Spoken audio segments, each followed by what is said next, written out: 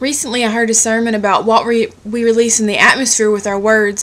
This interested me because I know that as a believer, it's important for my speech to reflect my faith, but I never had thought about it in these terms. What we release into the atmosphere through our words, our worship, and even our everyday conversation has power behind it. The Bible says that the power of life and death are in the tongue, but along with that, I feel there is power to break strongholds and bring about God's promises. Today, I want to focus on the atmosphere we create with our words. We have covered a few thoughts on this topic previously, mostly about negative speech and not tearing down with our words, but it goes deeper than that.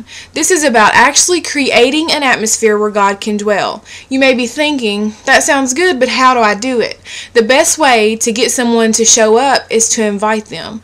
You have to make a sound, speak it out, and tell him you want him to come.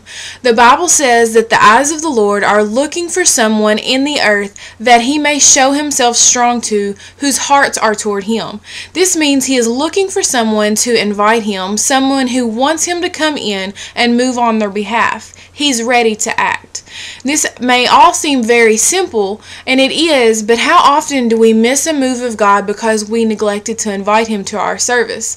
I'd say this happens more than we'd like to admit, but the good news is knowledge empowers change. We challenge you today to let a spirit of expectation rise up in you for every time you enter the house of God.